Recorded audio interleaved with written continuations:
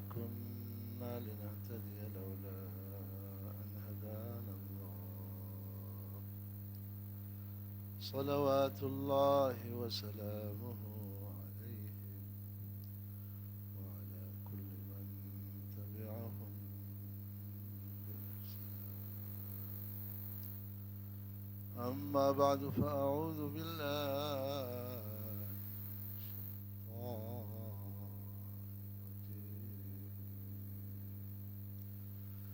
بسم الله الرحمن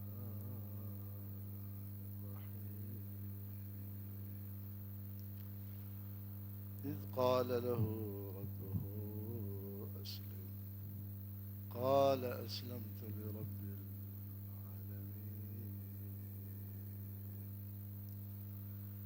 صدق الله العظيم وصدق رسوله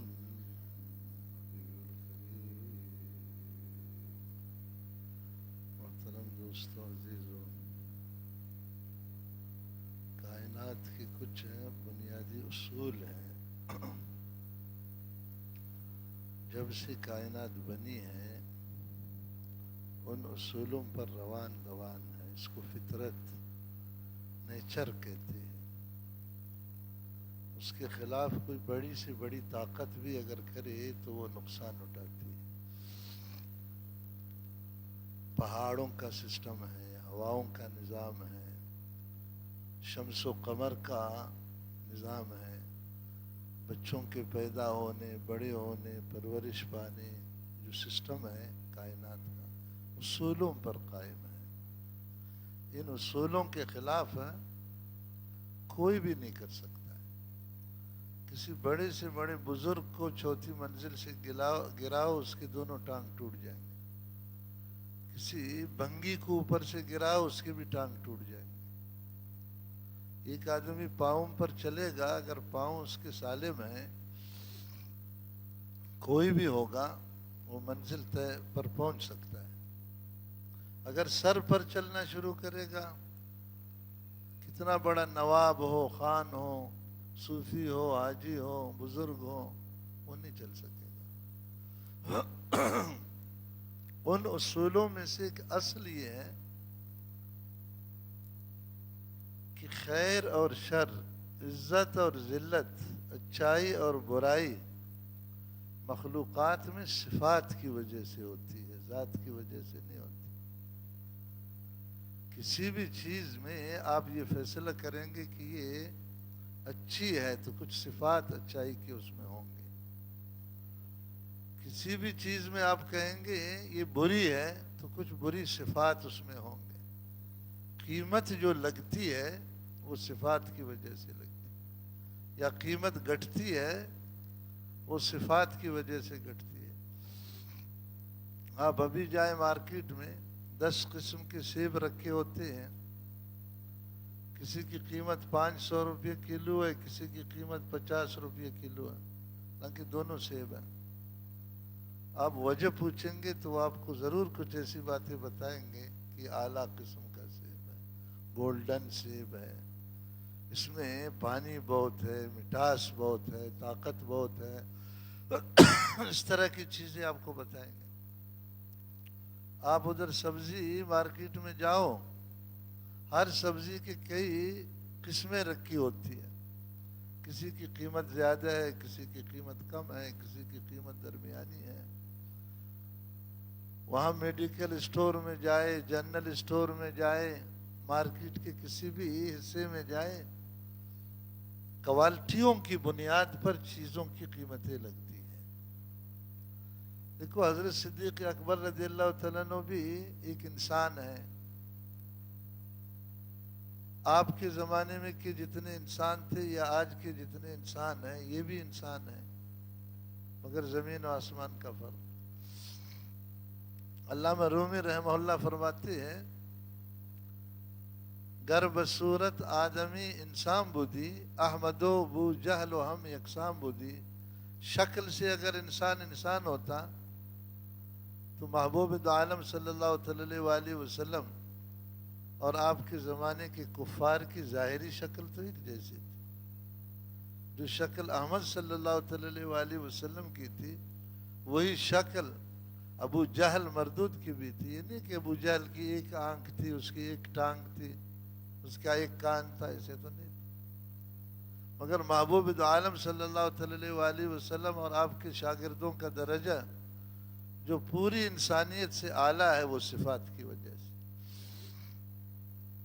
آدمیت لحم و شحم و پوست نیست, آدمیت جز رضائے دوست نیست.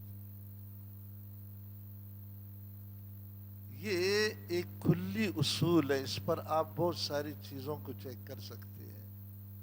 یہ بالکل پکا اصول ہے, پہاڑ کی طرح اس کو کوئی نہیں ہلا سکتا ہے. سورج کی روشنی کی طرح کوئی اس کو دور نہیں کر سکتا ہے. رات کی تاریکی کی طرح پکی چیز ہے. ہزاروں بلبے لگاؤ وہ تاریکی کو آپ ختم نہیں کر سکتے. فطرت ہے, نیچر ہے. اب صفات کی دو قسمیں ہیں. ایک صفات وہ ہیں جن کو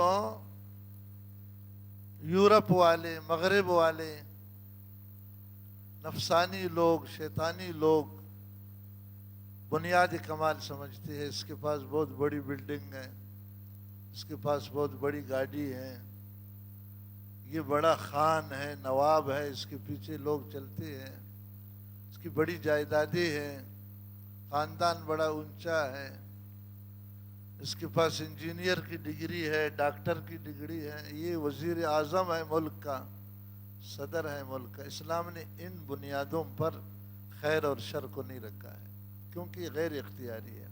ہر آدمی وزیر اعظم تو نہیں بن سکتا ہے. بن سکتا ہے اگر اچھائی کے لیے وزیر اعظم بننا ضروری ہوتا تو 5 سال میں تو ایک وزیر اعظم ملک میں منتخب ہوتا ہے, تو باقی تو سارے ایسے ہی مر جاتے ہیں. انجینئر بننا ضروری ہوتا, ڈاکٹر بننا ضروری ہوتا, مالدار بننا ضروری ہوتا, اچھی گاڑیوں کا ہونا ضروری ہوتا, تو غریب بیچارے تو مر جاتے ہیں. پھر کیا کرتے؟ یہ بنیادیں جتنے ہمارے اندر آئی ہے یہ سب غیروں سے آئی ہے. ان صفات کی بنیاد پر اسلام نے کسی خیر و شر کی بنیاد نہیں رکھی ہے. بالکل اسلام نے ایسی چیزوں پر خیر و شر کی بنیاد رکھی ہے, نیکی اور برائی کی, کہ ہر شخص کے اختیار میں, خواہ عربی ہے, خواہ عجمی ہے, خواہ جاہل ہے, خواہ عالم ہے, خواہ کچھ پڑھنا لکھنا اس کو آتا ہے نہیں آتا ہے, نیچے خاندان کا آدمی ہے, اونچے خاندان کا آدمی ہے, زمین کے اوپر رہتا ہے, زمین کے نیچے غار میں رہتا ہے, ادھر جو ہے نا چاند کے اوپر جا کر رہتا ہے, اس سے کوئی فرق نہیں پڑتا. ایسی صفات ہے ہر شخص ان کو, ریڑھی باندھ سے لے کر کے ملک کے صدر تک ہر شخص اپنے اختیار سے ان کو حاصل کر سکتا. وہ صفات بنیادی ہیں, ان کو اصولی طور سے خیر و شر کی بنیاد رکھی ہے. لا الہ الا اللہ محمد الرسول اللہ میں اشارتاً ان کو جمع کیا گیا ہے. لا الہ ہے, اللہ کے سوا, اللہ کا غیر کوئی بھی ہو, کوئی زندہ ہو, کوئی مردہ ہو, کوئی پتھر ہو, کوئی درخت ہو, بڑی چیز ہو, چھوٹی چیز ہو, لا الہ ہے, ان کے اندر کچھ بھی نہیں ہے. سب امتحان کے لیے ایک دھوکے میں رکھا گیا ہے تاکہ دیکھا جا سکے کہ یہ ظاہراً جو چیزیں نظر آ رہی ہے اس کو بیوقوف لوگ حقیقت بھی سمجھتے ہیں یا پیغمبر کی باتوں پر یقین رکھتے ہیں. نیچے گو رکھا ہوا ہے, اوپر ورق چاندی چڑھا ہوا ہے. بیوقوف آدمی سمجھے گا بہترین قسم کا گلاب جامن ہے. سمجھدار لوگ ہیں وہ مشاہدہ سے یا سچی خبر سے یا اپنی عقل کی طاقت سے سمجھ جاتے ہیں کہ نہیں, اس میں نہ وہ خوشبو لگ رہی ہے, نہ وہ تر و تازگی نظر آ رہی ہے, نہ جو ہے نا مٹائی کی شکل اس میں ہے, وہ قریب بھی نہیں جاتے. امتحان. ان یمسسک اللہ بضر فلا کاشف لہ وَإِن يُرِدْكَ بِخَيْرٍ فَلَا رَادَّ لِفَضْلِهِ. یہ توحید ہے. لوگ کہتے ہیں نا توحید کیا ہوتی ہے, کوئی لمبی چوڑی چیز نہیں ہے.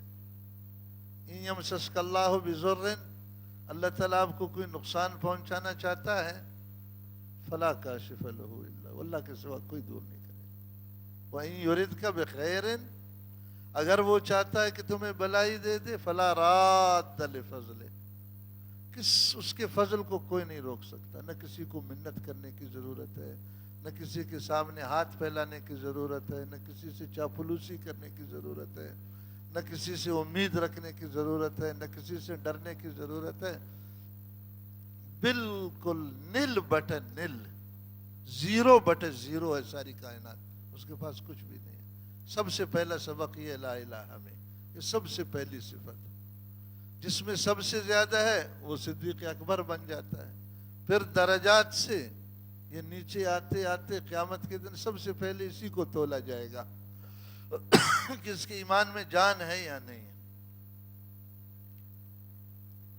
اگر ہر وقت یہ ما فوق الاسباب خطرہ رہتا ہے کہ یہ پتہ نہیں کیا کرے گا، وہ یہ کیا کہے گا، اس سے مجھے کیا نفع ملے گا، اس سے مجھے کیا نقصان ہوگا، اس ایمان میں کوئی وزن نہیں ہوگا۔ بالکل ایسے ہوگا جیسے پمبا رکھ لیا جو ہے نا ترازو کے اوپر۔ حدیث میں ہے کہ ساری کائنات کے ایمان کو ایک طرف رکھا جائے، صدیق اکبر رضی اللہ عنہ کے ایمان کو ایک طرف رکھا جائے، وہ وزنی ہے ان سے۔ تو وزن کیا، اس کا جسم بڑا ہے؟ کوئی جسم بڑا نہیں۔ یہ صرف زبان سے کہنا کافی نہیں، اندر لانا اس کا ضروری ہے۔ کچھ بھی ہو رہا ہے، ہو جائے گا، ہو گیا ہے، خیر ہے، شر ہے، اچھا ہے، برا ہے، سیدھا سیدھا آسمان سے۔ اکثر ہم رزق میں دھوکہ کھاتے ہیں۔ قرآن کریم نے کہا وَفِي السَّمَاءِ رِزْقُكُمْ، رزق بھی آسمان سے آتا ہے، زمین میں ہے ہی نہیں بالکل۔ یہ جو ہمیں تجارت، زراعت، حرفت، صنعت، ملازمت، یہ چیز سب بکواس ہے، ان میں ہے ہی نہیں بالکل۔ فَوَرَبِّ السَّمَاءِ وَالْأَرْضِ إِنَّهُ لَحَقٌّ، آسمانوں اور زمین کے رب کی قسم ہے، یہ بات سچی ہے۔ یہ بات کیا ہے؟ مثل ما انکم تنطقون، جیسے میں بول رہا ہوں تو مجھے پتہ ہے میں بول رہا ہوں نا، اس میں دو رائے نہیں ہو سکتی عقل مند آدمی کے لیے کہ کہے کوئی دوسرا بول رہا ہے۔ اس طرح برحق،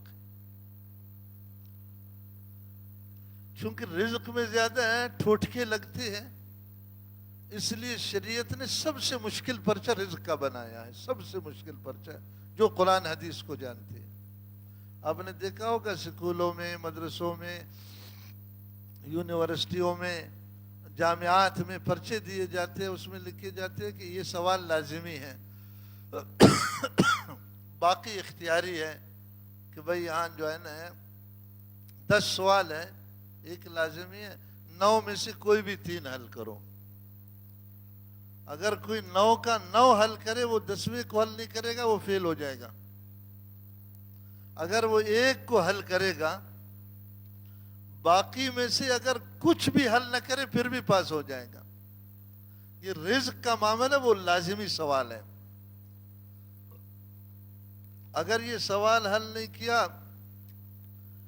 نہ نماز کا اعتبار ہے، نہ روزوں کا اعتبار ہے، نہ حج کا اعتبار ہے، نہ نیکی کا اعتبار ہے، نہ خیراتوں کا، نہ عمروں کا، نہ تلاوتوں کا کوئی اعتبار نہیں، کیونکہ اصلی سوال ہے، لازمی سوال ہے بچے کا۔ چونکہ اکثر لوگ اس میں ٹھوٹکا کھاتے ہیں نا، اس لیے شریعت نے اس کو بہت سخت رکھا ہو۔ حضرت حکیم علامہ مولانا اشرف علی تھانوی رحمۃ اللہ علیہ جہاں بھی جلسوں میں تشریف لے جاتے تھے، ان کی ایک شرط یہ تھی کہ میں مدرسہ کا کانا نہیں کہوں گا۔ حضرت خود لکھتے ہیں کہ ایک جلسہ میں حضرت مولانا رشید احمد گنگوئی رحمۃ اللہ علیہ کو بھی بلوایا گیا تھا اور مجھے بھی بلوایا تھا۔ حضرت ضعیف تھے، آنکھوں سے بھی بہت کمزور تھے، اکثر نہیں جاتے تھے۔ مجھے گمان ہی نہیں تھا کہ حضرت بھی تشریف لائیں گے، حضرت سب کے مربی تھے، سب کے بڑے تھے۔ تو اتفاق یہ ہو گیا کہ میں گیا تو حضرت بھی تشریف لائے۔ تو وہاں کے جو ہم جیسی روئے تو ہر زمانے میں ہوئی ہے نا، وہاں کے جو مولوی صاحبان تھے حضرت کی خدمت میں کہ حضرت یہ اپنے کو بڑا بزرگ بنائے رکھتا ہے، یہ ہمارے یہاں آتا ہے کھانا بھی نہیں کھاتا۔ حضرت نے فرمایا بلاؤ اس کو ادھر، تو کہتے ہیں مجھے حضرت نے بلوایا، میں وہاں حاضر ہو گیا۔ فرمایا کیا کہہ رہے؟ میں نے کہا حضرت یہ بات ادھوری کہہ رہے، یہ مدرسوں کے جو چندے ہوتے ہیں یہ وقف خاص ہے، مدرسے کی چار دیواری کے اندر جو استاذ طالب رہتے ہیں بقدر کفاف ان کو ان اصولوں کے تحت دینا جائز ہے۔ زکوٰۃ کے الگ حساب ہے، صدقات کے الگ ہے، واجب التصدق اور رقوم کے الگ ہے، اور یہ اس کا خیال نہیں رکھتے۔ اس سے مہمانوں کو بھی کھلانا حرام ہے، اس سے جو ہے نا خاص طور ہمارے جو قوم ہے عقل کا ذرہ بھی نہیں ہے ان لوگوں میں، پہلے تو اپنی ضرورت ہی نہیں سمجھتے ان دینی اداروں کو سنبھالنا، جو ضرورت سمجھتے ہیں تو جو ہے نا آ کر زکوٰۃ دے دیتے ہیں۔ وہ چاہتے ہیں کہ اسی زکوٰۃ سے مسجد بھی بنے، اسی زکوٰۃ سے استاذوں کو تنخواہیں بھی ملے، اسی زکوٰۃ سے جو ہے نا دیگر کام بھی ہو۔ حضرت مولانا یوسف بنوری رحمۃ اللہ علیہ نے جب نیو ٹاون نیا بنایا ان کے حالات میں لکھا، حضرت نے شرط لگائی تھی جو جتنی زکوٰۃ دے گا میں اس شرط سے قبول کروں گا کہ اتنا صدقہ بھی دے دے گا، میں کسی کا نوکر نہیں ہوں۔ مدرسے دین کے ادارے ہے، اللہ چلائے گا ان کو، ہمیں کسی کے نوکر بننے کی ضرورت نہیں ہے۔ خادم بنیں گے، غلام نہیں بنیں گے، خادم اصول کے مطابق کریں گے، دین کی عزت کو باقی رکھیں گے، اپنی عزت کو باقی رکھیں گے۔ جو بھی آتا تھا حضرت 1000 روپے زکوٰۃ، فرمایا قبول نہیں ہے، پہلے 1000 روپے صدقہ کا دے۔ میں کہاں گھومتا پھروں تمہاری زکوٰۃوں کو مصرف کرنے کے لیے؟ اب زکوٰۃ اکثر جگہوں میں لگتی نہیں ہے، میں کہاں کہاں جا کر گھوموں، میں تمہارا نوکر ہوں۔ وہ سخت ناراض ہوتے تھے، لوگوں سے نہیں لیتے۔ تو حضرت فرماتے ہیں میں نے گنگوئی رحمۃ اللہ علیہ کے سامنے عرض کیا کہ حضرت یہ تو وقف خاص ہے، ایک مسجد کے قرآن کو دوسری مسجد میں لے جانا حرام ہے کیونکہ وقف خاص ہے۔ سمجھ میں نہیں آئی بات؟ جس جگہ کے لیے وقف ہے ادھر ہی استعمال ہوگی، دینے والوں کی جو نیت ہے اس کے خلاف کرنا حرام ہے۔ لوگ سمجھتے ہیں نا کہ ملا لوگ بڑے مزے میں ہیں، ان کو پتہ نہیں کہ ملا لوگ دوزخ اور جنت کے بیچ میں ہر وقت کھڑے رہتے۔ ہاں جو ہے نا آنے پیسے دوسروں کے کھاتے ہیں، دوسروں کے بچے، اور ملا فالتو میں گناہگار ہو جاتے۔ میں نے پچھلے دفعہ بھی شاید آپ کو قصہ سنایا تھا، اب ایک مہینہ بھی نہیں ہوا میرا، خالی ایک شخص آیا بہت رقم دے رہا تھا مسجد میں قالین ڈالو۔ میں نے کہا قالین تو پہلے سے ہے، کہا کچھ کرو۔ میں نے کہا جائز نہیں ہے۔ کہتے کسی نے دیا ہے کہا قالین، میں نے کہا اس کو واپس کر دو۔ کہتے جو ہے نا اس قالین کے نیچے اور چیز ڈالو۔ میں نے کہا کوئی کوئٹہ میں بیٹھی ہے، وزیرستان میں بیٹھی ہے، ادھر تو یہ قالین بھی گھر میں۔ کہا کچھ تو کرو۔ میں نے کہا میں کچھ نہیں کر سکتا، میں تو مسجد میں صرف 10 منٹ جماعت کے لیے جاتا ہوں، مجھے تو الحمدللہ قالین کی کوئی ضرورت نہیں۔ میں تو کوئی جوبہ بھی سنت کے لیے پہنا، میں نے تو ایک بنیان بھی نہیں پہنا ہے۔ یہ ہمارے مقتدی تو 10 جل پہن کر آتے ہیں مسجد میں اس نارمل موسم میں بھی۔ پہلے صاحب الجل ہوتے تھے، اب صاحب الجلول ہے۔ سمجھ میں نہیں آئی بات؟ میں نے کہا یار کچھ سردی کا مزہ تو لے لو، خانہ آبادو۔ سردی ہماری یہ کچھ سردی ہے جو اس وقت ہم دیکھ رہے ہیں، تو ضرورت ہے ہماری۔ اتنا جل پہن پہن کر کے اس نعمت کو زحمت میں تبدیل کرتے ہو۔ انجوائے کرو اس کو نا، مزہ لے لو۔ گرمی میں گرمی گرمی گرمی گرمی گرمی، وہ 6-7 مہینہ تو ایسے عذاب میں گزار دیا، اور ابھی سردی اللہ نے بھیج دی تھا کہ وہ زنگ ختم ہو جائے، سردی سردی سردی، پھر تو مر جاؤ، زندہ کیوں ہو؟ زمین پر تو یہ چیزیں ہوتی ہے، کبھی گرمی ہوتی ہے کبھی سردی، یہ ہماری ضرورت ہے۔ تھوڑی سی سردی ہو بھاگو اسی کی طرف، کہ بھاگو پنکھے کی طرف۔ یار آج سے 100 سال پہلے جو اسی ہم پنکھے نہیں تھے، اس وقت انسان نہیں بستے تھے اس زمین پر، اس وقت یہ گرمیاں مرمیاں نہیں ہوتی تھی، ابھی تمہارے سر پر آ گئے۔ یہ جو تعیش ہے نا، تعیش پرستی، مزے جس کو آج کل انجوائے کہتے ہیں، یہ شریعت کا مزاج نہیں ہے۔ اس لیے فقہ میں لکھا ہوا ہے جو تفریح کے سامان ہیں لوگوں کو غافل کرنے کے، عیش کے سامان ہیں، ان کا بیچنا بھی جائز نہیں ہے، مکروہ تحریمی ہے۔ واجب الرد ہے، اس چیز کو واپس کر دے دکاندار۔ سمجھ میں نہیں آئی بات؟ تو بھول میں نہ جاؤں آن تمام کا، میں نے کہا میرے اندر دوزخ جانے کی طاقت نہیں، میں پہلے سے پتہ نہیں اتنے گناہوں میں مبتلا ہوں کہ وہ کیا بنے گا۔ یہاں ایک اور مسئلہ بھی حل کروں آپ حضرات کا، مجھے کئی دنوں سے ذہن میں آ رہا ہے۔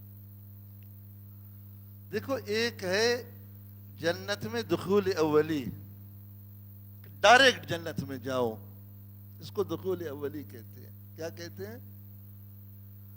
اور دوسرا ہے جنت میں داخل ہونا دخول ثانوی، دوزخ سے ہو کر جنت میں جاؤ، اپنے گناہوں کی سزا دوزخ میں کاٹو، اس کے بعد پھر کیا کرو؟ اس وقت جتنے ہم مسلمان ہیں مجھ سمیت، دخول اولی تو کسی کو چاہیے نہیں، ہمیں سے بالکل نہیں چاہیے۔ ہم سب دخول ثانوی پر گزارا کیے بیٹھے ہیں۔ یہ جو ہم گناہ کرتے ہیں پھر توبہ نہیں کرتے اور مطمئن ہیں، سمجھ میں آ گئی بات؟ تو گناہ کا مطلب کیا ہوتا ہے؟ دوزخ کا کام ہے۔ گناہ کس کو کہتے ہیں؟ اور اس گناہ کے ساتھ تھوڑا تھوڑا نیکی بھی کرتے ہیں۔ اگر ایمان باقی رہا تو جنت میں شخص ضرور جائے گا، مگر ادھر سے ہو کر آنا آسان کام ہے یار۔ حضرت حسن بصری رحمۃ اللہ علیہ فرماتے ہیں کہ دوزخ میں ادنا درجہ جس کو ڈالا جائے گا وہ ایک حقب رہے گا، اس میں جو بالکل تھوڑا جس کو ڈالا جائے گا وہ کتنا رہے گا؟ ابھی فضائل اعمال اٹھاؤ، اس میں حضرت شیخ نے اس کا حساب لگایا، 2,88,00,000 سال یہ حقب ہے۔ 2 کروڑ ہے طاقت کسی میں اتنا دوزخ میں رہنے کا؟ ہاں یار، اتنی بے فکری سے جو ہم سارا دین کو ذبح کر رہے ہیں۔ کوئی نماز پر مطمئن بیٹھا ہے، کوئی خیراتیں کر رہا ہے اس پر مطمئن بیٹھا ہے، کوئی اپنے ماں باپ کی خدمت کر رہا ہے اس پر مطمئن بیٹھا ہے، کوئی پڑھتا پڑھاتا ہے وہ اس پر مطمئن۔ واللہ صرف نماز روزوں سے نجات نہیں ہوگی، میں آپ کو صاف بتا رہا ہوں۔ نجات کا مطلب ہے سیدھا سیدھا جنت، یہ نہیں ہوگا۔ دخول اولی کی فکر آج مسلمانوں کے دماغ سے نکل چکا ہے بالکل، بس اس پر مطمئن ہے، ایمان ہے آخر جنت ملے گی، ٹھیک ہے ملے گی اگر بچ گیا ایمان، مگر کروڑوں سالوں کے بعد جنت ملنا کوئی آسان چیز ہے بھائی۔ صحابہ نے عرض کیا رسول اللہ آپ نے حضرت ابو طالب کو کیا فائدہ دیا؟ حضور نے فرمایا دوزخ کے بیچ میں تھا، میری شفاعت سے کنارہ میں اس کو لایا گیا، اور اس وقت ابو طالب کے پاؤں میں دوزخ کی صرف 2 جوتیاں ہیں۔ صرف کیا ہے؟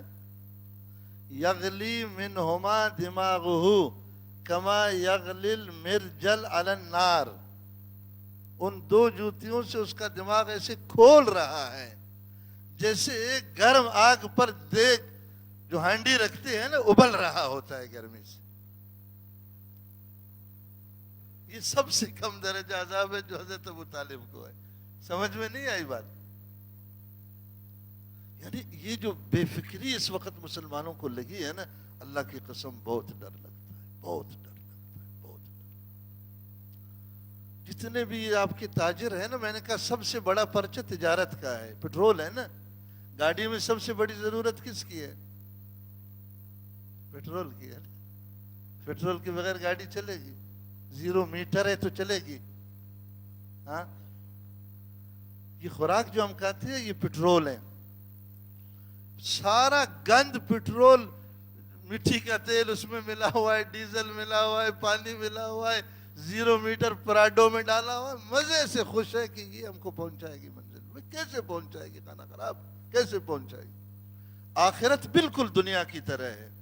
ابھی ہم ادھر اگر 10 دن بھی بیٹھے، کوئی پانی نہ پیے، کوئی کھانا نہ کھائے، ہمارے پیٹ میں کوئی چیز جائے گی؟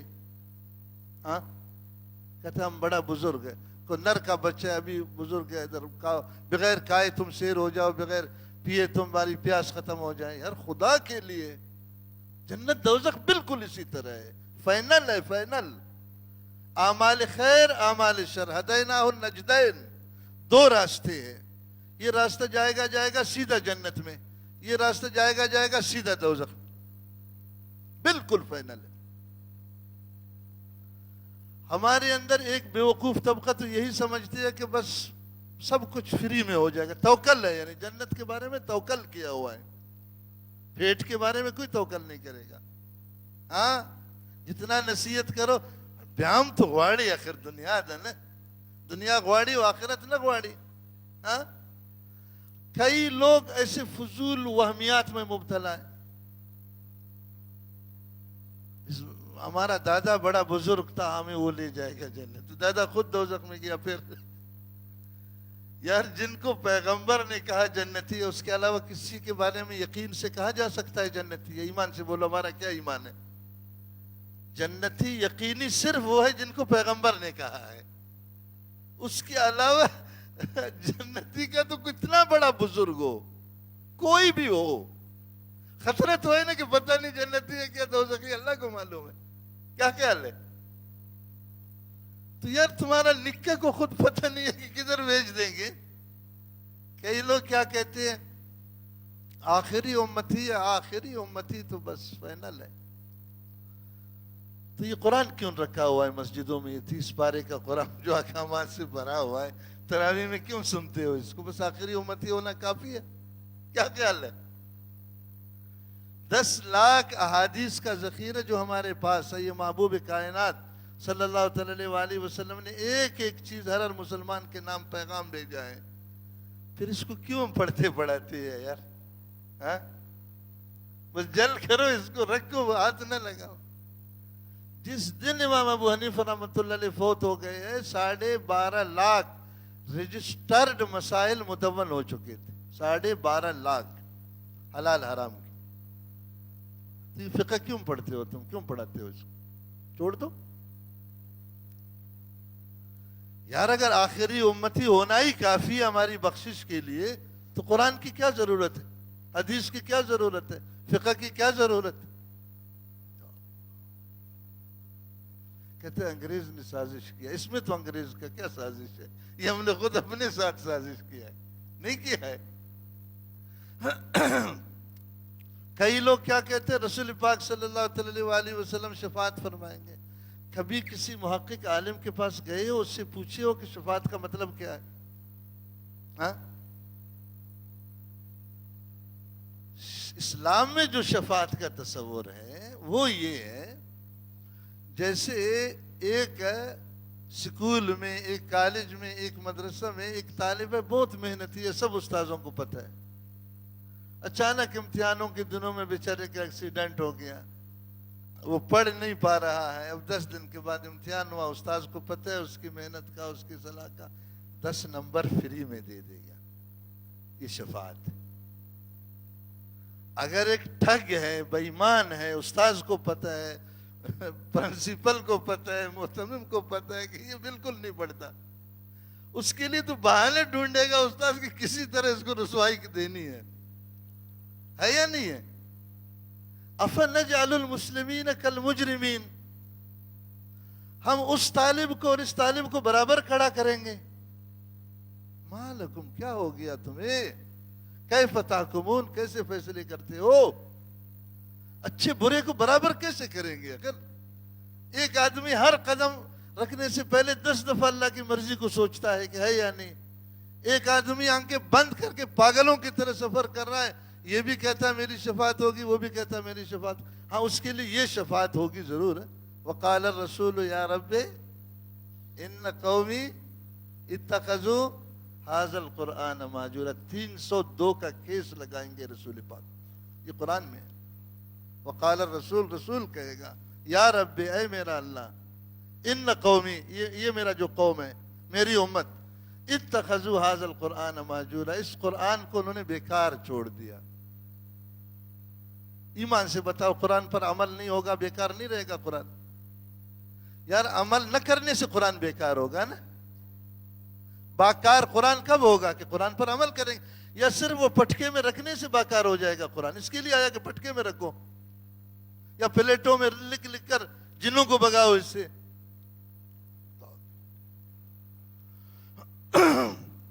اس آزادی کو جب آدمی دیکھتا ہے نا, خوف آتا ہے. کوئی کہتا ہے کس نے یہ کیا وہ جنت میں جائے گا, کوئی کہتا ہے اس دن ادھر ہی ختم نبوت کے جلسے میں کہ ہمارے مولانا جوش میں آ گئے، کہا جو ختم نبوت کا نعرہ لگا بس سیدھا جنت میں. میں نے اس کو بولا، میں کہ ادھر آ جاؤ. احیاء العلوم دکھایا. امام غزالی رحمۃ اللہ علیہ نے لکھا ہے جو صحابہ کے نام لیتے ہیں اور رسول اللہ کے سب سے پہلے یہی ان کو دوزخ میں ڈالیں گے. جو حضرت صدیق و فاروق کے نام پر فخر کرتے ہیں سب سے پہلے صدیق فاروق اٹھا کر دوزخ میں ڈالیں گے. وہ کہیں گے صرف ہمارے نام سے ہم کو خوش کرتے ہو، ہم نے ایک زندگی لایا تھا، ایک دین لایا تھا، وہ کدھر گیا؟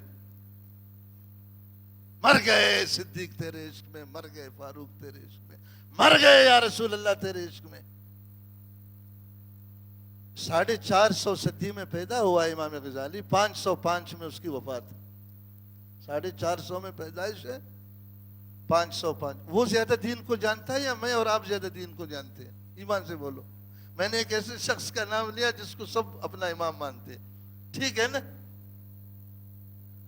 فرمایا جو حضور کا نام لیتے ہیں حضور کی زندگی کو نہیں اپناتے سب سے پہلے حضور دوزخ میں ڈالے گا ان کو. جو صدیق و فاروق کا نام لیتے ہیں، خلفائے راشدین کا نام لیتے ہیں، ان کی زندگی پر عمل نہیں کرتے سب سے پہلے وہ پکڑ کر دوزخ میں ڈالیں گے.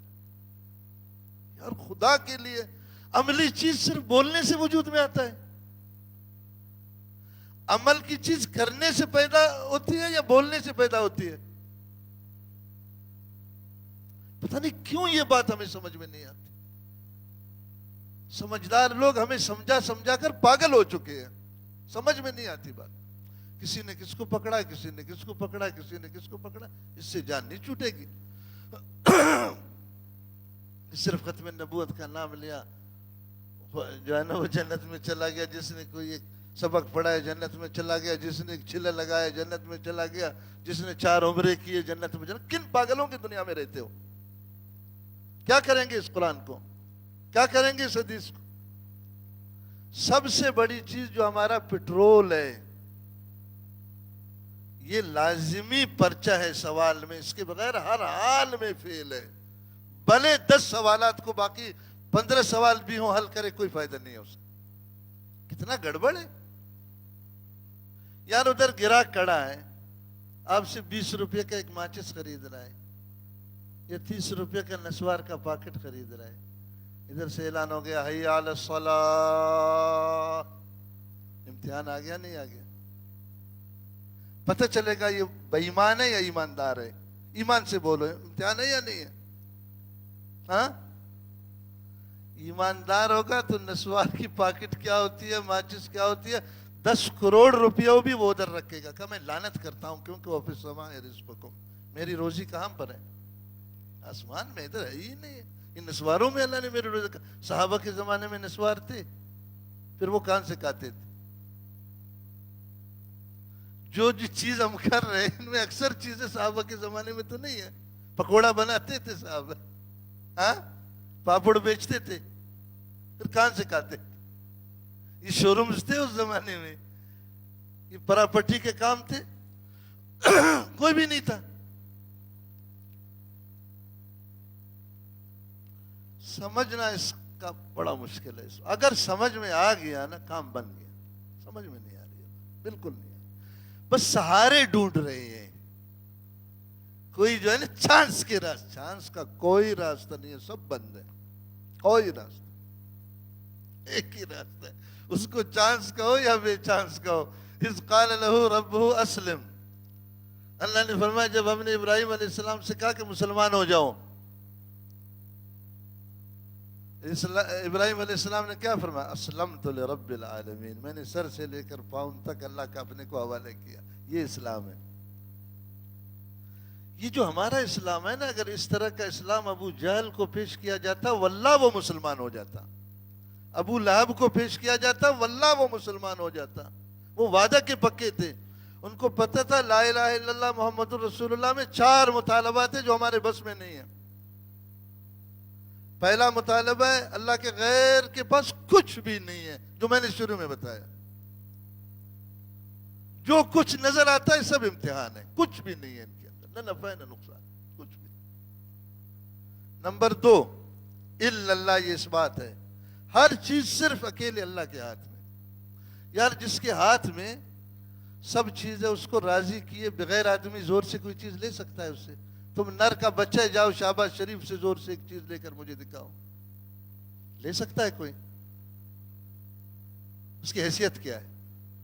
اللہ تعالیٰ تو مالک الملوک ہے بھائی. ہر ذرہ الا اللہ کا معنی صرف اس کے پاس. روزی بھی، عزت بھی، صحت بھی، کامیابی بھی، ہر قسم کی خیر بھی، الف سے لے کر یا تک تمام چیزیں اس کے پاس. اس کے علاوہ کسی کا سامنے ہاتھ نہیں جوڑنا ہے، نہ ظاہری ہاتھ نہ باطنی ہاتھ. سوال حرام ہے یا جائز ہے؟ ہاں، اشراف حلال ہے، اشراف بھی تو حرام ہے. اشراف کا معنی ہے دل کا سوال. زبان کا سوال بھی حرام ہے اور دل کا سوال بھی. کیوں؟ کہ جس سے تم سوال کر رہے ہو کچھ بھی نہیں. اب یہ دیوار سے کسی کو سنا ہے کبھی سوال کرے؟ مہربانی ہو کے یہ شے ماترا کے زمورم ساری دنیا کے پاگل ہو گیا، اس کا مغزہ خراب.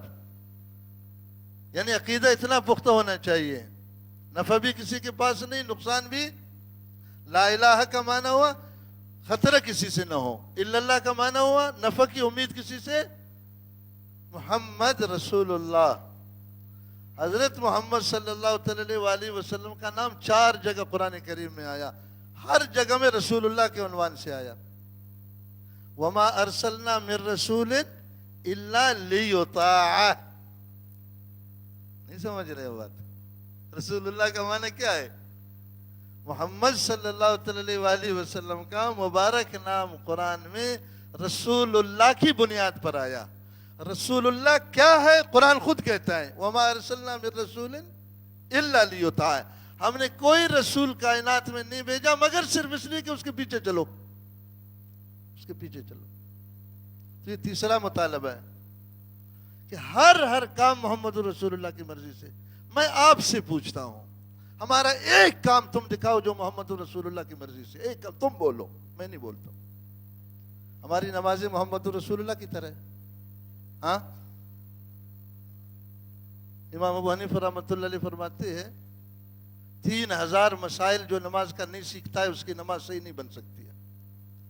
3000 کو چھوڑو، 50 مسائل تو مجھے سناؤ. سجدہ صاحب کے 10 مسائل سناؤ. واللہ کہ کسی 80 سال کے بڈھے کو معلوم ہے جو اپنے کو ٹھیکیدار سمجھتا ہے جنت کا.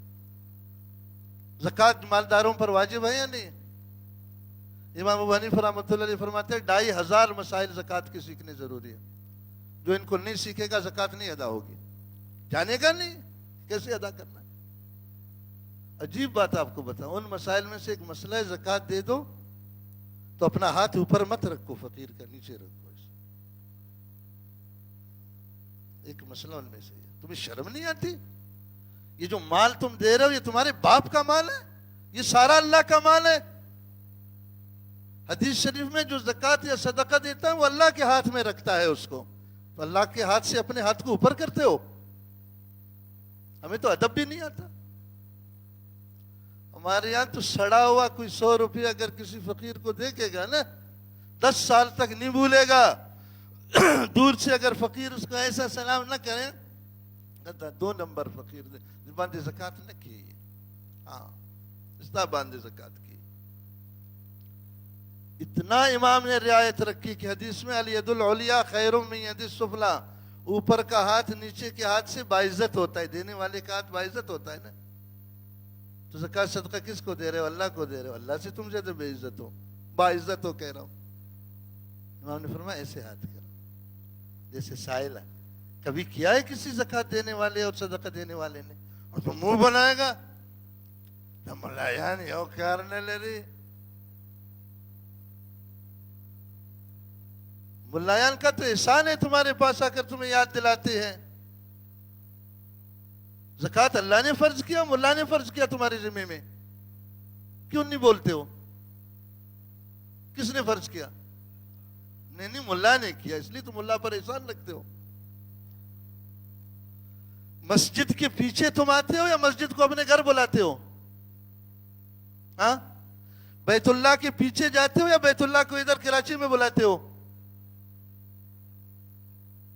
فقیر کو کیوں ذلیل کرتے ہو؟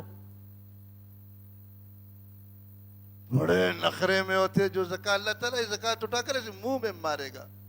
مال اللہ کا ہے اور دے رہے ہو اللہ کو، نخرے بنا رہے ہو. اپنی شکل دیکھو آئینے میں، تم کون ہوتے ہو؟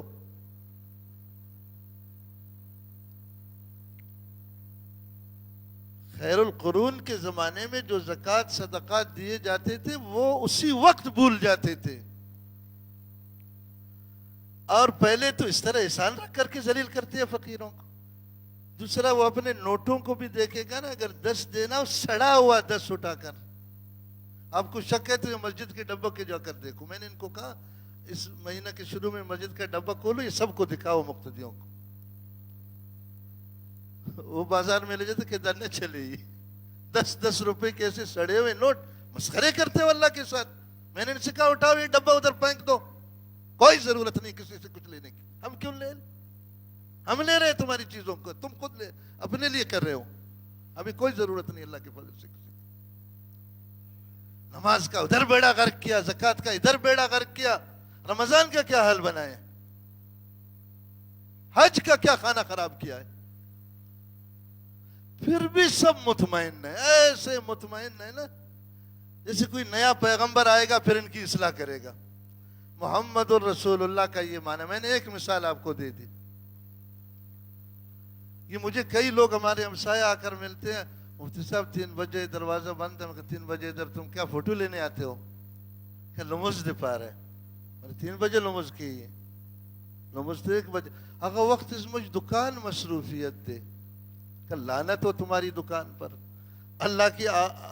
اللہ بلا رہا ہے اور تمہاری دکان کی ضرورت اس سے بڑی ہے. تم کس دن کے مسلمان ہو؟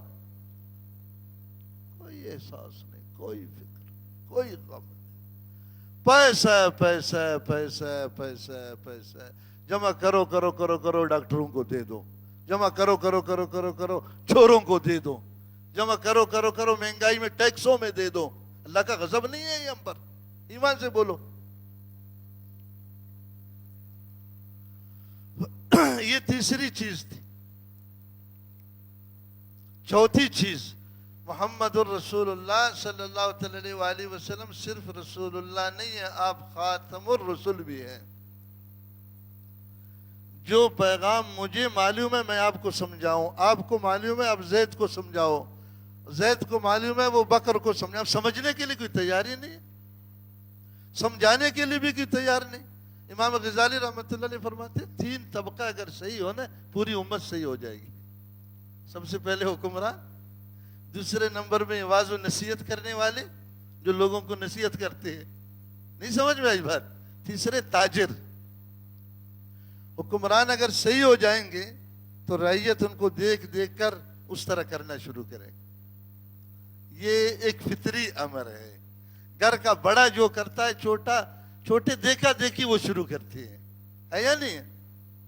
جو چھوٹے ہوتے ہیں نا اس کو نصیحت کی بھی ضرورت نہیں، وہ خود کرتے. اگر حکمران بے ایمان ہوا تو لوگ سب بے ایمانی شروع کریں. نمبر 2، جو مولوی ہے، جو تبلیغی ہے، جو مشائخ ہے، جو لوگوں کو نصیحت کرتے ہیں، یہ اگر 2 نمبر ہو گئے تو پھر الامان والحفیظ. کہتا کچھ ہے کرتا خود. ادھر کھڑے ہو کر کہتا اللہ سے ڈرو، اللہ کے رسول سے ڈرو، ادھر جا کر جھوٹ بول کر سوداگری کر رہا ہوتا ہے. لوگوں کو آنکھ نہیں ہے. 48 ملک اسلام میں داخل ہوئے صرف تاجروں کی وجہ سے. تاریخ اٹھا کر دیکھو، ابھی بھی آپ کے پاس 53 ممالک، 14 تاجر صرف پہنچے ہیں چائنا میں. ابو الحسن ندوی رحمۃ اللہ علیہ لکھتے ہیں میں نے جو تحقیق کیا وہ 14 نہیں ہے، 7 ہے صرف.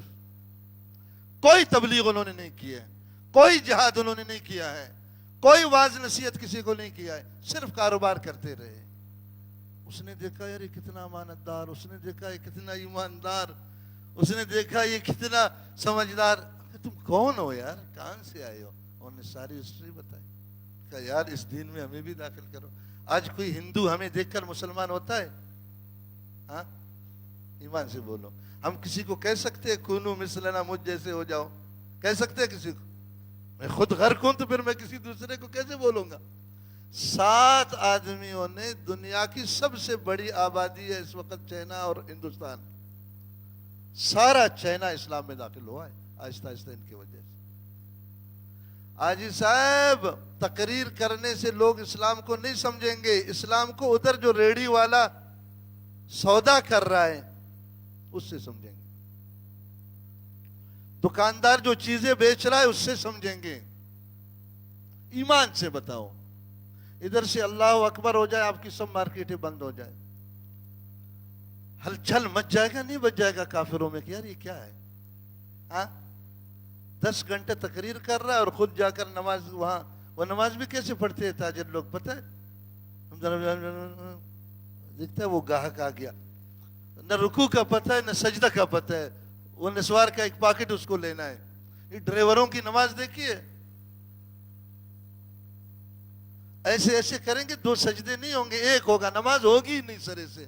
نماز میں ہر سجدہ فرض العین ہے, نہ ہوگا ہی, ہو یا نہ ہو اس کی خیر ہے. ہماری ایک عادت ہے وہ پوری ہو جائے. مجلسوں میں جاؤ ایک دوسرے کی غیبتیں, تحاسد, تباغض, تنافر, ایسے ایران کے بڑانگے بنائے پڑتے ہیں. یہ کیا دین ہے؟ لوگ دیکھ رہے ہیں, لوگوں کو آنکھ نہیں ہے. کیا خیال ہے؟ لوگ سن رہے, کان نہیں ہے ان کو. سب سے بڑی رکاوٹ ہم خود بنے ہوئے ہیں اسلام کے لیے, سب سے بڑی رکاوٹ. مجھے ایک شخص دکھاؤ جو یہ دعویٰ کر سکے کہ یار میں نے ضرورت کا علم پورا حاصل کیا ہے اور 100% نہیں 50% اس علم پر میرا عمل ہے. ایک بھی آپ نہیں دکھا سکے. ہاں 7 شعبے ہیں دین کے, میں ہمیشہ بتاتا ہوں. امام راضی رحمۃ اللہ علیہ نے تفسیر کبیر میں لکھا ہے, ایک میں بھی گڑبڑ ہے تو دخول اولی خطرے میں ہے. حاجی صاحب دخول ثانوی کا میں نے آپ کو بتا دیا. عقائد, عبادات, معاملات کی 2 قسمیں ہیں. ایک غیر مالی, نکاح وغیرہ اس میں آتے ہیں. ابھی جاؤ آج کسی شادی حال کے پاس سے گزرو, اتنی بڑی بڑی داڑیاں ہوں گی, ہے یا نہیں ہے؟ تسبیح بھی ہاتھ میں ہوگی. کوئی ایک گناہ مجھے دکھاؤ جو وہاں نہیں ہے. سفید کپڑے پہنے ہوئے ہوں گے. سفید کپڑے پہننے سے آدمی مسلمان ہوتا ہے؟ داڑھی لمبی کرنے سے مسلمان ہوتا ہے؟ معاملات غیر مالیہ بڑی لمبی فہرست ہے اس کی, ہمیں اس کی ضرورت نہیں ہے. کام تو فری ہے, امتی ہے, بس ہم جنتی ہے, ہمیں کرنے کی کوئی ضرورت ہی نہیں. اور مالی معاملات, تجارت, زراعت, حرفت, صنعت, ملازمت, جو پٹرول ہے. میں نے اپنے شاگردوں سے کہا وہ حضرت شیخ کا ملفوظ لکھا نہیں لکھا یار. کل ایک مسجد میں رات کو نماز پڑھا مغرب کا, بڑا بورڈ لگا 8 منٹ میں 80 سال کے گناہ معاف کراؤ. میں نے کہا پہلے سے لوگ نماز نہیں پڑھتے, بیزار ہو چکی ہے, کہیں تو جمعہ بھی نہیں پڑھتے, صرف عید پڑھتے ہیں. اس میں یہ وضاحت بھی نہیں ہے کہ یار یہ حدیث ضعیف درجے کا حدیث ہے, اور اگر گناہ معاف بھی ہوں گے تو صغیرہ گناہ معاف ہوں گے, کبیرہ نہیں ہوں گے. میں نے کہا یار فضائل تجارت میں حضرت شیخ نے جو حدیث لکھی ہے مولانا زکریا صاحب رحمۃ اللہ علیہ نے, جس کے ذمہ ایک قیرات اگر رہا کسی کا حق, 700 مقبول نمازیں اس کی واپس لی جائیں گے. میں نے کہا یہ مسجدوں میں لگاؤ. یہ جو احکام تجارت میں یہاں پڑھاتا ہوں منگل کے دن الحمدللہ کافی لوگ آتے ہیں. میں نے ان سے کہا کہ یار قیرات کی تفسیر حضرت شیخ نے لکھا ہے 2 پیسے, ہندوستانی 2 پیسے. روپیہ میں 100 پیسے ہوتے ہیں نا. میں نے ان سے کہا شمار کرو کتنی نمازیں ہوں گی. کہا 35,000. کیلکولیٹر کیا, 1 روپیہ ناجائز طریقے سے کمایا ملازم نے, تاجر نے. حضرت شیخ الحدیث مولانا زکریا صاحب رحمۃ اللہ علیہ نے یہ حدیث جمع فرمائی ہے شامیہ کے حوالے سے, التذکرہ للقرطبی کے حوالے سے. 1 روپیہ غلط کھا لیا 35,000 مقبول نمازیں اس کی کٹ جائیں گی. فضائل تجارت بازار میں ملتا ہے, جاؤ لے لو اس کو. کیسا دین بنایا سمجھ میں نہیں آتا. یہ 80 سال کے گناہ تو معاف کرائے گا وہ درود شریف پڑھنے سے. میں نے کہا جدھر یہ لگاتے ادھر وہ بھی تو لگاؤ نا, کہ 35,000 نمازیں 1 روپیہ میں. اور اس کی کتنی لمبی دنیا ہے کہ وہ 1 روپیہ کس طریقے سے حرام. مستریوں کا الگ سسٹم ہے حرام کا، پراپرٹی والوں کا الگ ہے، صوفیوں کا الگ ہے، حاجیوں کا الگ ہے، ٹھیکیداروں کا الگ ہے۔ مزدوروں نے دیکھا یہ حرامی ہمیں ذلیل کا، مزدوروں نے بھی شروع کی، مزدوروں کا الگ ہے۔ کیا سسٹم بنایا ہوا ہے یار۔ ٹھیک ہے، ایمان اگر ہم لے کر چلے گئے تو ضرور جنت میں جائیں گے، مگر دوزخ سے ہو کر۔ کسی میں طاقت ہے تو ہاتھ کھڑا کرو، ہاں ہے طاقت؟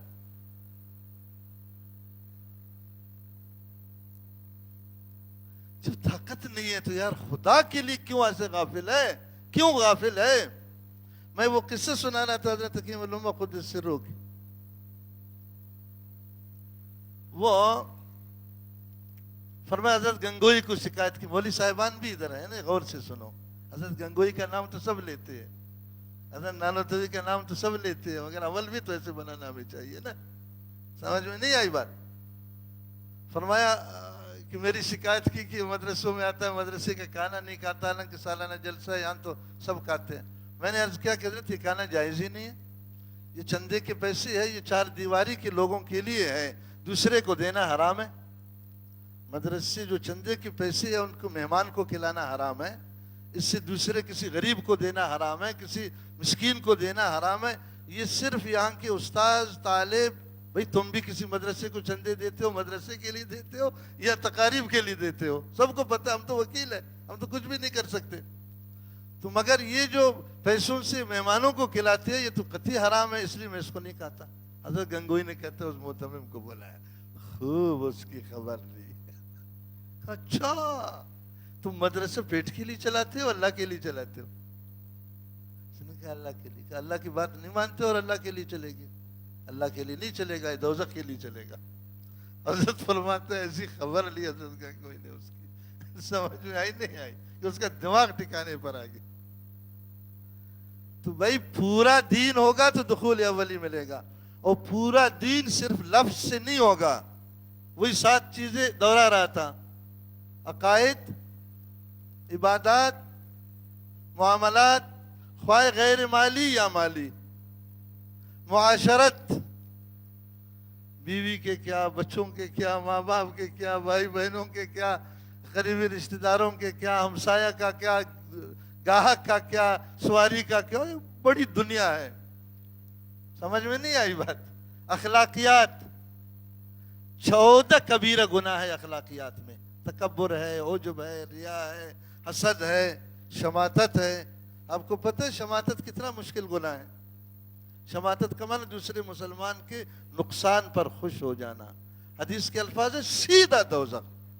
ابھی وہ معارف القرآن اٹھاؤ، مجھے ایک صاحب کہہ رہے تھے آپ دوزخ کا نام بہت لیتے ہیں۔ میں نے کہا اللہ کے رسول کو منع کرو نا، اس نے دوزخ کا کیوں نام لیا ہے؟ ابھی وہ معارف الحدیث میں آپ کو دکھاتا ہوں۔ جو کسی مسلمان کے تکلیف پر خوش ہوتا ہے، کوئی چارہ نہیں ہے، سیدھا دوزخ۔ کتنا بڑا کبیرہ گناہ ہے۔ ہمارے یہاں تو فخر کرتے ہیں کہ ہم ملنگ ہیں، ہم کو اس نے چھیڑا، دیکھا کیا ہو گیا اس کو۔ ملنگ کا بچہ وہ تو جنت میں جائے گا، تم دوزخ میں جائے گا، ذرا پرواہی نہیں۔ 14 کبیرہ گناہ ہیں اخلاقیات میں، 14 فرائض ہیں، جیسے شکر ہے، فرض ہے، آپ سب کو پتہ ہے شکر فرض ہے، صبر فرض ہے، اخلاص فرض ہے، اس طرح کی 14 چیزیں ہیں۔ ٹھیک ہے نا؟ عقائد، عبادات، معاملات، معاشرات، اخلاقیات۔ 6ٹھی چیز ہے سیاسیات۔ سیاسیات دین کا ایسا حصہ ہے جیسے نماز روزہ حصہ ہے۔ مجھے ایک صاحب کہہ رہے تھے یہ سیاست نے تو بیڑا غرق کر دیا، یہ سیاسی مولویوں نے۔ میں نے کہا سیاست پشتو کا لفظ ہے یا عربی کا لفظ ہے؟ کہتے نہیں عربی کا لفظ ہے۔ میں نے کہا پھر بھی شرم نہیں آتی ہے تمہیں؟ یہ تو حدیث سے لیا گیا ہے، یہ لفظ حدیث کا ہے، لفظ اب تک وہی باقی ہے۔ سیاسی اگر خراب ہوگا تو اس سے سیاست تو خراب نہیں ہوگی، ملا اگر خراب ہوگا اس سے علم تو خراب نہیں ہوگا، تبلیغی اگر خراب ہوگا اس سے تبلیغ تو خراب نہیں ہوگا۔ میں نے کہا بھائی سیاست یہ مستقل حصہ ہے دین کا۔ یہ جو اپنے شوق کے لیے کسی کو ووٹ دیتے ہیں بڑی ذمہ داری ہے، ایسے نہیں ہے، بہت بڑی ذمہ داری ہے۔ اور ہمیں الف با کا بھی پتہ نہیں ہے کہ سیاست کے احکامات کیا ہے، کوئی پتہ نہیں۔ اور 7ویں چیز ہے جہادیات۔ جہاد کے احکامات. مثال کے طور پر ابھی فلسطین ہے, ہم خود تو لڑائی نہیں کر سکتے نا, وہاں اسباب ہمارے پاس نہیں ہے, تو کیا ہم ان کی چیزوں سے بائیکاٹ بھی نہیں کر سکتے؟ یہ ہمارے بس میں نہیں ہے. کیا ہم ان کو مال بھی نہیں دے سکتے؟ یہ ہمارے بس میں نہیں ہے. ہاں, کیا ہم ان کے لیے دعا بھی نہیں کر سکتے؟ ہمارے بس میں نہیں. احکامات ہیں. جیسے نماز میں فرض ہے, واجب ہے, سنت, ہر چیز میں ہے. سیاست میں فرض ہے, واجب ہے, سنت, مکروہ, سارا کچھ. جہادیات میں سارا کچھ, اخلاقیات میں سارا کچھ, معاشرت میں سارا کچھ. میں ہمیشہ عرض کرتا ہوں کہ ہماری انتہائی تباہی یہ ہے کہ پہلے تو ہم دین کو سمجھتے نہیں ہے کہ دین کیا چیز ہے. جو ہم میں سے تھوڑا سا سمجھدار ہے وہ اس کا جوس نکالتے ہیں. کسی نے جوس نکالا ہے کہ قرآن پڑھو پڑھاؤ بس. کس کتاب میں لکھا ہوا ہے قرآن پڑھو پڑھاؤ بس کام ہو گیا؟ قرآن کے احکامات پر عمل کرنا پڑے گا آپ کو. کیا خیال ہے؟ پڑھنے پڑھانا تو یہود نصارہ ہم سے زیادہ پڑھتے پڑھاتے. بات سمجھ میں آ گئی؟ اور یہ مشکل نہیں ہے. مشکل ہوتا اللہ تعالیٰ ہمیں حکم نہ دیتا. لا یکلف اللہ نفسا الا وسعہا. میں دعویٰ سے کہتا ہوں ہر مقتدی اپنی مسجد میں اپنے امام کو آدھا گھنٹہ نکال کر کے دے دے. ادھر ہی سے شروع کرے عقائد سے کہ عقائد کے فرض کیا ہے, واجب. کتنے تجارت کے فرض آپ لوگوں نے پڑھا؟ اب ذرا کھڑے ہو جاؤ, ذرا آپ کی زیارت کریں, مت ڈرو. یہ موبائل کا کاروبار کرتے ہمارے دوست. کتنے فرائض پڑھے؟ 6-7 تو پڑھے ہوں گے. 70 فرائض ہے تجارت میں. مجھے بتاؤ 10 کوئی بتا دے کدھر ہے. یہ علامہ شامی نے لکھا ہے, میں نے تو نہیں لکھا ہے, میں تو صرف کہہ رہا ہوں. کسی تاجر کو فکر ہے کہ میں وہ 70 فرض سیکھ لوں تاکہ سود نہ ہو, حرام نہ ہو, بے فاسد نہ ہو, بے باطل نہ ہو, اجارہ فاسدہ نہ ہو, مضاربہ فاسدہ نہ ہو؟ کسی کو ہے اس کی فکر؟ واللہ کے 1000 میں ایک کو فکر ہے. سب نے منہ کھولا ہوا ہے, پیسہ ہے, پیسہ ہے, پیسہ ہے, پیسہ ہے. لعنت ہو ایسے پیسے پر جو حرام راستے سے آتا ہو. اس پیسے کو آپ کیا کریں گے؟ وہ تو پیسہ نہیں, وہ تو دوزخ کی آگ ہے جو میں کہہ رہا ہوں. اس کو سمجھ میں آ گئی؟ صرف آدھا گھنٹہ اگر اخلاص کے ساتھ اپنے امام کے پاس جائیں. آپ نے دیکھا وہ بزرگ وہاں کیا نصیحت کرتے ہیں رائیونڈ میں جب ہم چلے سے فارغ ہوتے؟ وہ میرے والد صاحب بیٹھے ہوئے مجھے لے گئے تھے ایک چلے کے لیے 2 سال پہلے. مجھے اب تک وہ یاد ہے. وہ جب ممبر پر بیٹھ گئے فرمایا کہ بھائی دیکھو, جس معاملات پر ابھی اس وقت ہم چل رہے اس سے جنت نہیں ملے گی, میں صاحب بتا رہا ہوں. اور کیا کریں گے؟ ہمارے اندر کوئی پائپ لگائیں گے, یہی تو کہیں گے. ممبروں سے بھی یہی سن رہے ہو, تبلیغی بزرگوں سے بھی یہی سن رہے ہو, مشائخ سے بھی یہی سن رہے ہو, تو کیا سننے سے ہر چیز حلال ہو جائے گی کہ میں سن لو؟ ہاں, تو نہیں کیا ہو گیا اس قوم کو یار, کیا ہو گیا؟ خدا کی قسم یہ بالکل جہالت ثانیہ ہے. جہالت اولا کو تو جانتے ہو, بالکل وہی کیفیت. سمجھنے کے لیے کوئی تیار نہیں. یار پہلے سمجھو صحیح, بھلے مت کرو. ایک گناہ سے تو بچ گئے نا. سمجھنا الگ فرض ہے, کرنا الگ فرض ہے. ایک کو تو کرو, دوسرے کو اگر نہیں کرتے ہو نہیں نہیں نہیں نہیں, بس اس کو تو آخری امتی ہونے کی وجہ سے سب معاف. اللہ ہمیں سمجھ دے. یقین سے کہہ رہا ہوں. کتنے ہمارے اکابر پریشان ہیں, کتنی دعائیں مانگتے ہیں, کتنے ہمیں سمجھاتے ہیں کہ اللہ ہمیں سمجھ دے دو. ہم بات کو سمجھ جائے, پہلے سمجھ میں آ گئی نہیں آئی کچھ تھوڑی سی بات, آدھا گھنٹہ اگر اپنے امام کو دے دیں, بشرطے امام کو استاد سمجھے, اپنے کو شاگرد سمجھے, منہ ایسا نہ بنائے. ضرورت تمہاری ہے, امام کی نہیں ہے. حضرت تھانوی رحمۃ اللہ علیہ فرماتے ہیں, آخری بات کر رہا ہوں, فرماتے ہیں جامع العلوم میں پڑھاتا تھا, ایک بڑا سیٹ آ گیا وہاں, تو وہ کام طالبوں کو یہ کرے گا وہ کرے گا, اور استاذوں کی یہ خدمت کرے گا مدرسے کے, وہ ایسا ذرا باتیں کر رہا تھا. میں نے اس کو بلایا ادھر, میں نے کہا سیٹ صاحب جو تمہارے پاس ہے وہ بقدر ضرورت ہمارے پاس بھی ہے. کفاف کی روزی تو ہمارے پاس بھی ہے نا, اور جو چیز ہمارے پاس ہے بدبخت بقدر ضرورت بھی تمہارے پاس نہیں ہے. بقدر ضرورت بھی تمہارے پاس نہیں. ہمارے پاس قرآن حدیث کا علم ہے, تمہیں تو ہوا بھی نہیں لگی ہے. جاؤ گم ہو جاؤ یہاں سے ایسا منہ کر کے. سمجھ میں آ گئی بات؟ نہیں آئی کہ جو دین کو سمجھنے والے لوگ ہیں ان کا بالکل مزاج ہم سے مختلف ہوتا ہے، بالکل. پتہ نہیں، اللہ کرے ہمیں جلدی بات سمجھ میں آ جائے. یہ چونکہ ہم کئی میرے شاگرد دور سے آتے ہیں، علماء ہیں یہاں، ان کو لیے بھی کچھ باتیں کہنا ضروری ہے نا، کیونکہ ابھی جائیں گے مستقبل کے کیا ہے، کیا کہتے ہیں، مستقبل کے پاسبان ہے نا. مستقبل کے پاسبان بھی ذرا اپنا دماغ صحیح کرے. یہ ملفوظ لکھ لو حضرت حکیم علامہ قدس، ذرا کسی سے امید نہ رکھو، اتنا بھی. اگر 1000واں بٹا کسی سے امید رکھا تو اپنا ایمان چیک کرو. 1000واں حصہ ذرا کسی سے خوف نہ رکھو، ایک ذرہ بھی. اگر خوف پیدا ہو گیا تو اپنا ایمان تجدید کرو. ہمارا معاملہ سیدھا اللہ تعالیٰ سے، کسی سے ہے ہی نہیں اس کے علاوہ. اللہ سے سیدھا رہیں گے، سب چیزیں سیدھی ہوں گی. اللہ سے گڑبڑ کیا پھر سوراخیں بھرتے رہو بس. یہ سوراخ بند کیا ادھر سے کھل گیا، وہ بند کیا ادھر سے کھل گیا، اوپر سے کھل گیا، اب کیا کریں گے. یا اللہ ہمیں دین کی سمجھ دے دو، اپنے کرم سے ہمیں دین پر عمل کرنے کی توفیق دے دو. سبحان اللہ و بحمدہ، سبحانک اللہم و بحمدک، نشہد ان لا الہ الا انت نستغفرک و نتوب الیک. یار یہ اعلان ہے ختم نبوت والے حضرات